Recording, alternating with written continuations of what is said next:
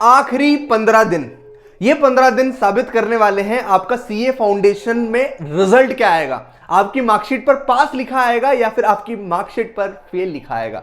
मेरी बात ध्यान से सुनना, अगले 15 दिन अगर आपने अच्छे से प्लान कर लिए तो हो सकता है आपकी अभी जो ऊपर नीचे वाली पढ़ाई हो रही है ना, या फिर आप जो अंडर कॉन्फिडेंट फील कर रहे हैं ना, वो कॉन्फिडेंस में बदल जाए, वो एक फेथ में बदल जाए, वो एक ट्रस्ट में बदल जाए। और ये जो फेथ है, ये जो ट्रस्ट है, केवल ये वीडियोस देखने से नहीं आएगा, ये वीडियो में जो मैं बातें बता रहा हूं उसको इंप्लीमेंट करने से आएगा। तो सबसे पहले तो वीडियो को पॉज करना दोस्त, एक डायरी पेन लेकर बैठना और मेरी बात ध्यान से सुनना। वीडियो का लाइक टारगेट रखेंगे हम 320, बिकॉज मैं अभी भी ये सोचता हूं कि अगर आपने टारगेट रखे थे 300 प्लस के तो वो नीचे मत होने दो, हम उसको पूरा जरूर करेंगे। अगर आप वीडियो थोड़े से टाइम बाद देख रहे हो, अगर आपके एग्जाम में 10-15 दिन भी बचे हो, तो मेरी बात ध्यान से सुनना, नंबर ऑफ डेज को थोड़ा सा एडजस्ट कर लेना, बाकी प्लान अप यही रखेंगे। 15 दिन मान के चलता हूं, 10 से 12 दिन भी रहे तो आखिरी के 2-3 दिन तो हमको स्पेसिफिकली रखने अकाउंट्स के लिए। बाकी की अगर ओवरऑल हम बात करें तो टोटल 10 से 12 दिन बचेंगे। हर सब्जेक्ट में उसको डिवाइड कर देना। जैसे फॉर एग्जांपल अगर मैं डिवाइड कर दूं 2 से 3 दिन अकाउंट्स के लिए, 2 से 3 दिन लॉ के लिए, वैसे ही 2 से 3 दिन मैथ्स एंड 2 से 3 दिन इकोनॉमिक्स के लिए। आप नंबर ऑफ डेज को थोड़ा सा शफल कर सकते हैं। फॉर एग्जांपल आपको इकोनॉमिक्स में कॉन्फिडेंस है तो उसको 2 दिन दे देना, वहां से निकालकर अपने लॉ भाई को दे देना एक एक्स्ट्रा दिन, या फिर आप अपने मैथ्स को दे देना एक्स्ट्रा दिन। अगर आपको लगता है अकाउंट्स में आपका कॉन्फिडेंस अच्छा है तो वहां से एक दिन निकालकर मैथ्स को दे देना। ऐसे करके इसको जमा लेना। बट सबसे जरूरी है हर सब्जेक्ट के लिए अपना अपना टाइम स्पेसिफिकली आप दे दें। सर अब एक दिन में हम 2 सब्जेक्ट पढ़ें क्या? Highly not recommended. आप कोशिश करो एक दिन में एक सब्जेक्ट को पकड़ो और उसको पीट डालो, मार डालो, गिरा डालो। अगर आपने एक सब्जेक्ट को at a point of time पकड़ा तो उसमें जो कॉन्फिडेंस आप अर्न करेंगे, एक कॉन्फिडेंस आप गेन करेंगे, उसकी बात अलग होगी। तो सबसे पहले तो इन चारों सब्जेक्ट को डिवाइड करके उसके नंबर ऑफ डेज का कोटेशन आप लगा दीजिए। अब आप उठाइए एबीसी एनालिसिस। सर ये कहां मिलेगा? मैंने ऑलरेडी बहुत सारी वीडियोस शेयर कर चुका हूं जहां पर मैंने स्पेसिफिक बताया है किस टॉपिक में से कितने नंबर का आ रहा है in the past exams. Accounts का भी, लॉ का भी, मैथ्स का भी, इकोनॉमिक्स का, यू नो वेरी वेल। अगर नहीं पता तो आप थोड़ी सी रिसर्च मार लेना। लेकिन एक बार आपके पास पूरा टॉपिक्स वाइज पता चल गया कि किस सब्जेक्ट से कितना नंबर का आता है, तो ये जो नंबर ऑफ डेज एलोकेट कर रखे हैं ना, इन नंबर ऑफ डेज में सबसे पहले मुझे ये वाले टॉपिक्स करने हैं जिससे मेरा 60 to 70% का स्कोर आ सकता है इन माय कमिंग एग्जाम। मतलब एबीसी एनालिसिस में जो 60% का जो मार्क्स का कवरेज है, उन टॉपिक्स को मुझे पहले करना है इन अकाउंट्स वाला, लॉ वाला, मैथ्स वाला, इकोनॉमिक्स वाला डेज, जो कि मैंने एलोकेट कर चुका हूं।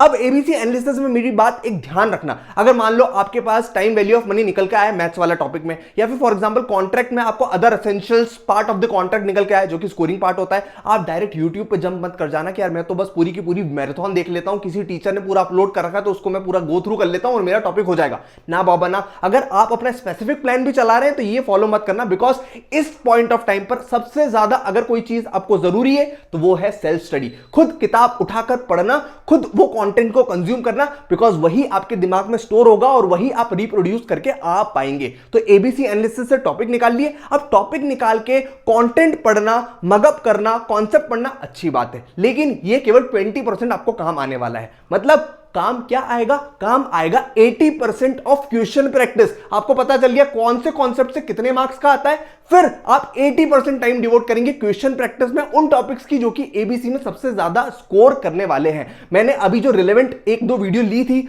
लॉ की, मैथ्स की, इकोनॉमिक्स की, अकाउंट्स की वर्कशॉप में जो कि हम कंडक्ट करते हैं, उसमें मैंने स्पेसिफिक गाइड किया है कि कौन से टॉपिक को कब उठाना है, कितना प्रैक्टिस कर जाना है, जिससे आप 60% 70% का कवरेज कर पाए। और मैं आपको बता दूं, अब भले ही तुम्हारा 100% कवरेज ना हो, सर सच्ची में भले आपका 100% कवरेज ना हो, अगर आपने 60% 70% भी अच्छे से पास कर लिया ना, अच्छे से पढ़ लिया ना, अच्छे से उसको ग्रिप कर लिया ना, तो आप उसमें से 50% स्कोर कर सकते हैं। हाँ भाई, हमको 400 में से 200 चाहिए। अगर आपने 70% में से भी 50% लिया है तो अपनी बात बन जाएगी। बच्चे आखिरी टाइम ये 15-20 मिनट को अच्छे से यूटिलाइज करते हैं, क्वेश्चन प्रैक्टिस करते हैं और 400 में से 250 लाकर खड़े करते हैं और भैया मुझे थैंक यू बोल के जाते हैं, भैया जो आपने लास्ट में वीडियो डाली थी ना वो काम में आ गई, and I want this from you. अब 2 बहुत इंपॉर्टेंट बात आपको काम आने वाली है। एक बार आपने कॉन्सेप्ट पढ़ लिया, उससे ज्यादा इंपॉर्टेंट आपने क्वेश्चन प्रैक्टिस कर ली।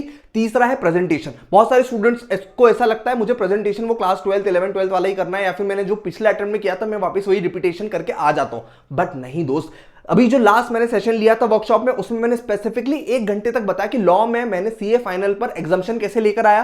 सीए फाउंडेशन में एक हमने कॉपी, जो हमारे वर्कशॉप में थे लास्ट स्टूडेंट, उनकी 90 प्लस मार्क्स आए थे, उसको हमने एनालिसिस करके देखा कि कहां कहां आप अच्छा स्कोर कर सकते हैं। और ये बहुत इंपॉर्टेंट हो जाता है भाई, स्टूडेंट पता नहीं कैसे लिख के आते हैं, प्रोविजन ऊपर, सेक्शन नीचे, सेक्शन नंबर गलत कोड कर दिया, मार्जिन को कम जो है स्क्वीज कर दिया। ये काम नहीं करना है। मैंने जो स्पेसिफिक वर्कशॉप वाली जो सेशन दिया है उसको आप देख लेना, एक बार आप एनरोल करोगे उसके बाद। और तीसरा है भाई, अभी बहुत जरूरी है आपके लिए प्रैक्टिस प्रैक्टिस प्रैक्टिस। या तो आप खुद बैठो, चारों सब्जेक्ट के एटलीस्ट 1 से 2 टेस्ट दो और उसका सही इवैल्यूएशन करो। अगर आप नहीं कर पा रहे हो तो कम टू अस, हम आपका इवैल्यूएटेड विथ इंस्टीट्यूट बेंचमार्क करके देंगे। चार्टर्ड अकाउंटेंट जो आपके लिए पेपर बनाए हैं, जिसमें अराउंड 50-60% फाइनल एग्जाम में भी आ जाता है, फाउंडेशन एग्जाम में भी आ जाता है आपका। आप बिलीव नहीं करेंगे, बट स्टूडेंट का हमारा कहना है कि आपने जो क्वेश्चंस लिख के दिए थे सर, वही टेस्ट सीरीज के वही क्वेश्चंस आ गए। तो जो चार्टर्ड अकाउंटेंट अलग से रिसर्च करके आपको जो क्वेश्चंस बना के देते हैं, उसी में से आपको प्रैक्टिस अच्छी हो जाएगी, फर्स्ट ऑफ ऑल। और सेकंड,